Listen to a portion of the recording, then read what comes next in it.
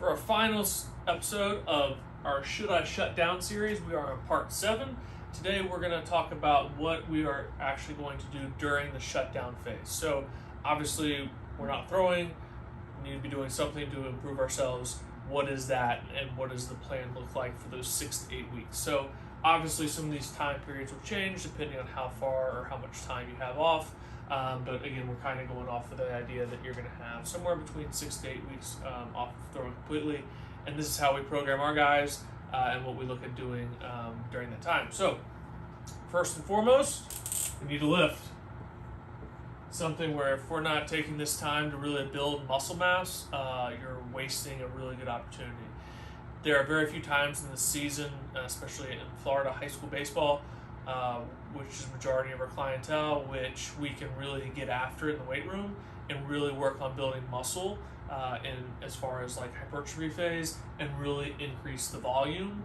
And this is one of those time periods. So we want to take full advantage of that. Most of our guys, again, between 15, 18, 19 years old, guys are still developing, guys that need to gain weight, need to gain muscle mass. So a few things. One, we don't have the strain of throwing on the body, so it's training economy that we can then put into more lifting. And two, we have the time. It takes somewhere probably around 30 minutes a day to go through your whole throwing routine, maybe an hour for a more extensive throwing day. And now we have that time to put back in the weight room if that's something that we choose to do. Now we're not going to have 90-minute, 2-hour lifts, but it's time where they can do schoolwork, do extra recovery modalities, spend time with range of motion training, those sort of things, on top of what they would normally be able to do with having to throw. The other thing that we're going to look at would be to attack movement deficits and really dive in if there's a lack of range of motion somewhere, or we see something like thoracic rotation, which is really lacking, and we can be more aggressive in treating that.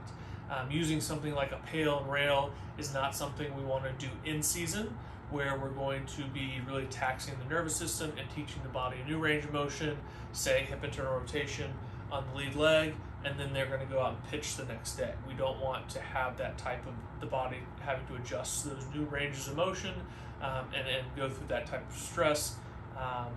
As far as the CNS goes, the central nervous system, the day before they have to go throw. So we're going to try to table that and more attack it as the off season begins, more specifically during that shutdown period, so that we can try to be more aggressive there and make those changes earlier on and then build off those changes as the programs progress.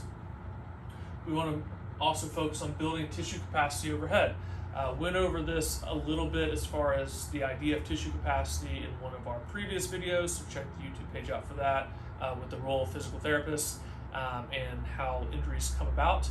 But when we, in a general sense, when we look at tissue capacity, if the tissue capacity is less than the demand of the sport or the demand of the motion, then obviously over time it'll wear down, it'll break. So we want to build that tissue capacity overhead. Again, if we're throwing all the time and we're doing that overhead motion, that takes up most of our training economy with our shoulder, with our scapula and the movements there. This is a time where we can work on actually lifting overhead in a more strenuous fashion.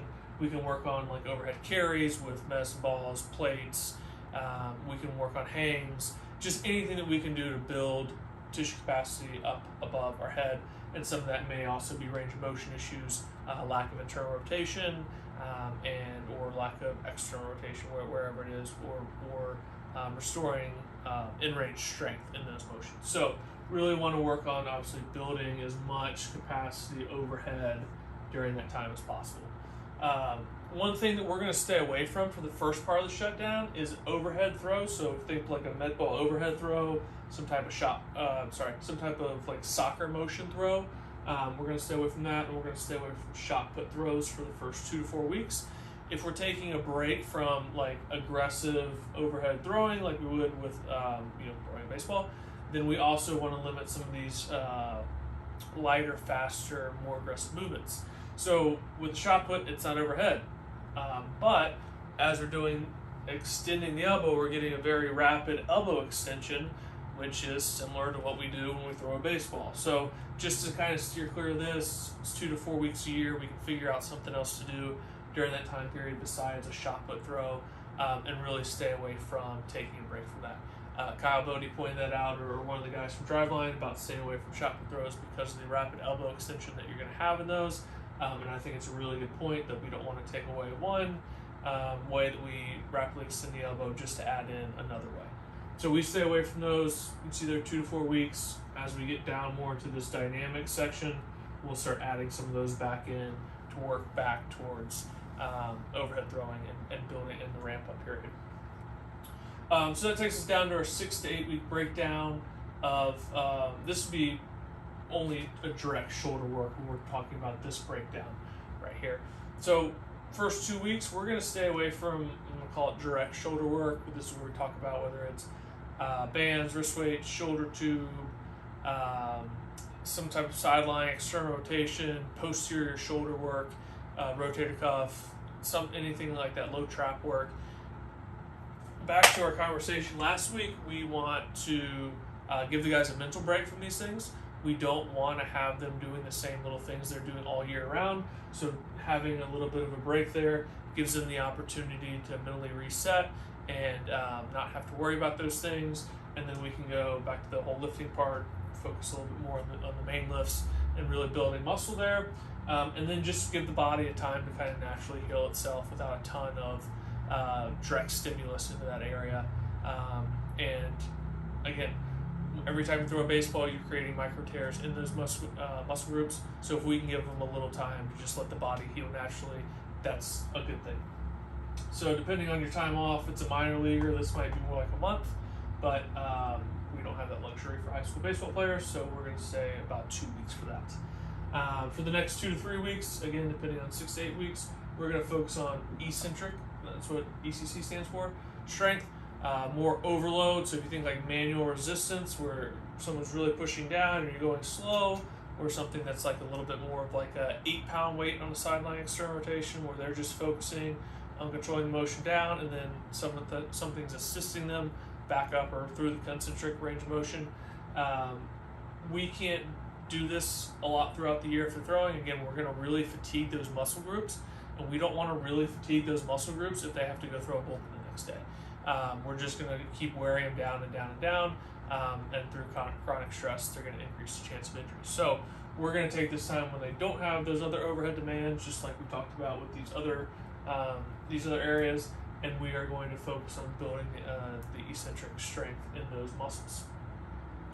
For the last 2 to 3 weeks, we will become more dynamic in nature with those. So that's where we would come down and say, all right, we're going to start implementing some overhead throws back in. We're going to start putting some shot put throws back in. We're going to start working on something like a wall dribble with a medicine ball, where it'd be more dynamic. Anything like that would be great, so that we can start preparing the arm to move dynamically. We're going to do this in 3 planes of motion as well, and work more from like a 1 plane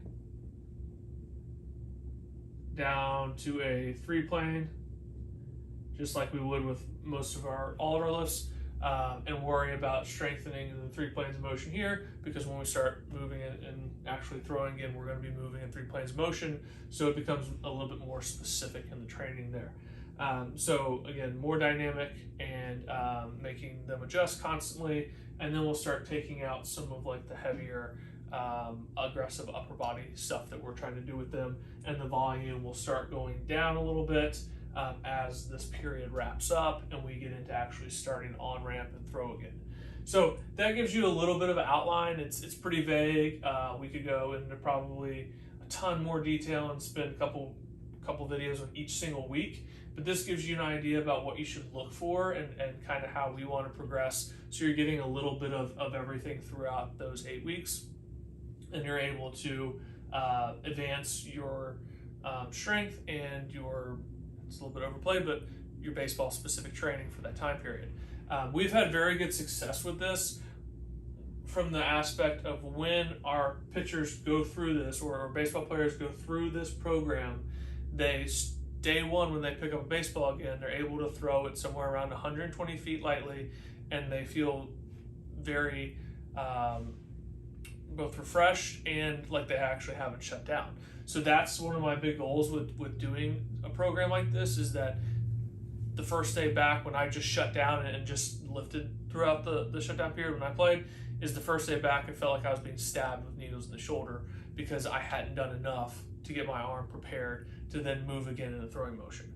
By going through some type of program that's shaped like this, the body is prepared to throw a baseball again, so the ramp up period can decrease, and we don't have to worry about guys taking as long to get back into throwing long toss, or having that pain or discomfort or unfamiliarity with the motion that might happen if you just do nothing. So we really encourage you to follow something like this. It'll make the on-ramping period much easier to deal with, and that's when we can really start building faster, and gives you an opportunity to shut down a little bit longer where you're not just wasting away. So if you need more specifics on this, as always, please email us, call us, send us a DM, leave a comment. We'll be happy to answer specific questions for you guys. And if you have anything else that we could go into more specifics with shutdown period or anything related to that, we'd love to do some more videos. So let us know. We're here to help any way we can.